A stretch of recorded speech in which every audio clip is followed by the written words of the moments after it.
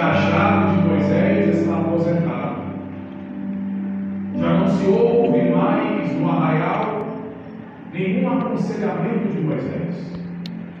E agora o peso da responsabilidade vai recair sobre os ombros de Josué. Eu queria que você entendesse uma coisa: que Deus, Ele sepulta os seus obreiros, mas a sua obra continua. Deus, Ele sepulta líderes, mas levanta outros para continuar a liderar. Deus sepulta homens e mulheres, mas nunca sepultará a sua obra. Josué foi, Moisés foi, Deus levantou Josué. Elias foi, Deus levantou Eliseu. Paulo se foi, Deus levantou Moisés. Jesus assunto foi aos céus, a obra continua pela igreja. Deus sepulta os seus obreiros, mas a sua obra ela continua. E nesse momento me parece que quando Deus resolve falar com Josué, Josué está vivendo uma letargia muito grande na alma. É uma tristeza muito forte, porque a dor ela é vivida de maneira diferente. Todos perderam Moisés, o povo e Josué. Só que cada um vai sentir a perda de maneira pessoal. O povo, quando perdeu Moisés, perdeu um líder, uma voz de liderança. Mas Josué não. Josué não perdeu apenas um líder. Josué perdeu um mentor, um pai, um discipulador, um amigo. E tudo aquilo que Josué aprendeu acerca de liderança, ministério, chamada, desenvoltura espiritual, foi aos pés de Moisés.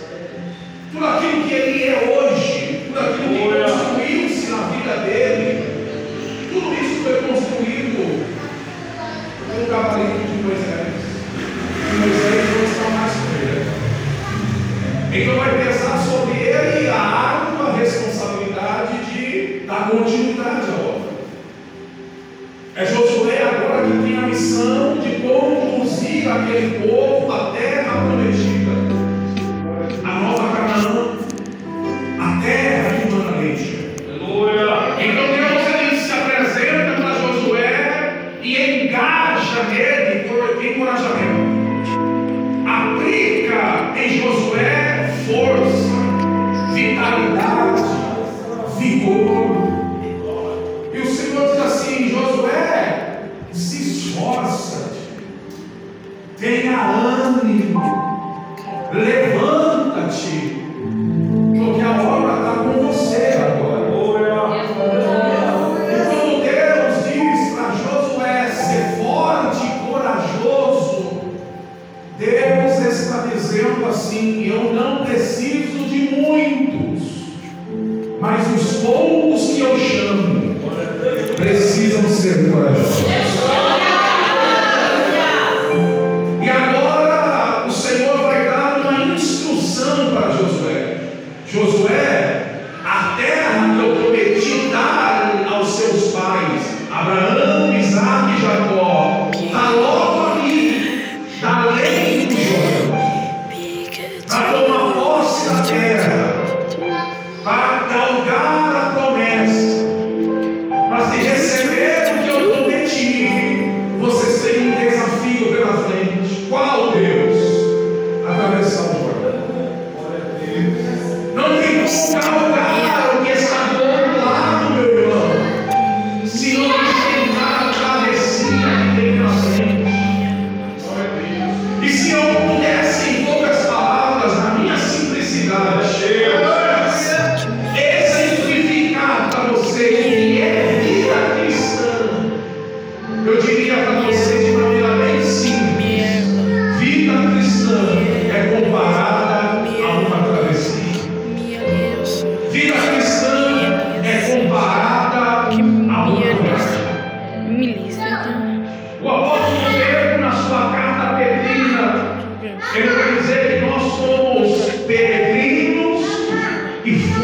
forasteiros nesta vida. Ou seja, estamos só de passagem. É só uma travessia. É só uma viagem. O apóstolo Paulo vai ratificar o que Pedro disse. E ele vai dizer que além de peregrinos e forasteiros, nós também somos viajantes. Todos nós temos uma viagem. Todos nós temos um Jordão para atravessar. A diferença é que a viagem para alguns vai ser curta, para outros vai ser longa, mas todos nós temos uma viagem. Como o Senhor, com braço forte e mão poderosa, tirou o povo hebreu do Egito. A Bíblia diz que Deus tinha dois caminhos que poderia levar aquele povo: o caminho dos filisteus e o caminho de Pi-Hahirote.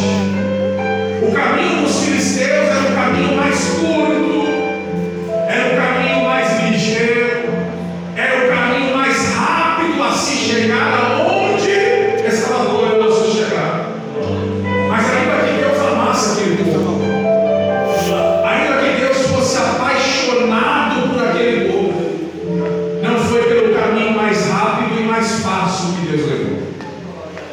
A Bíblia diz que Deus levou eles pelo caminho de Pi-Hahirote, o caminho mais longo e o caminho mais difícil. Pensando nisso, meus irmãos, eu parei para pensar que talvez a minha vida e a sua vida é a síntese dessa travessia. É o resumo de tudo isso que eu estou falando. Pastor Santana, quem é que nunca se perguntou ou perguntou a Deus: Deus, por que para mim o caminho é mais longo? Por que para mim que sirva a Deus o caminho é mais estreito?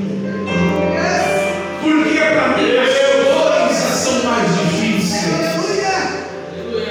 E sabe quando a gente se frustra, meus irmãos?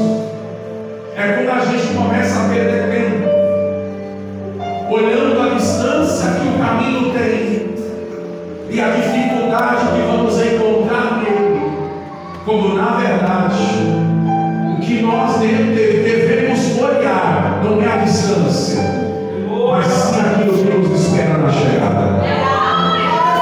Porque a chegada, assim diz o Senhor, vai valer a pena. E a missão é esta, e a vida cristã é uma viagem. Se você ler o livro de John Bunyan, chamado O Peregrino, ele vai comparar a vida do crente a uma viagem.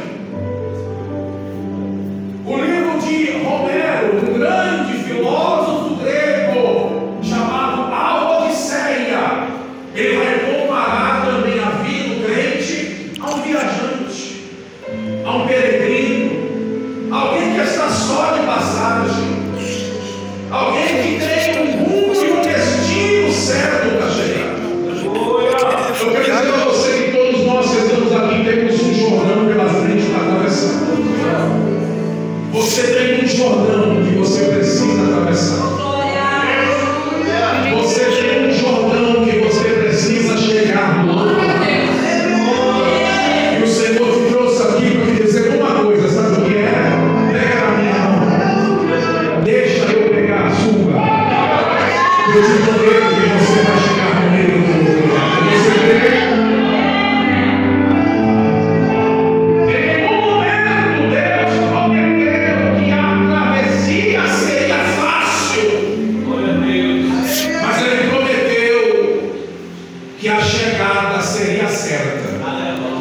E que a chegada iria valer a pena. Diga para alguém, se você pode, a chegada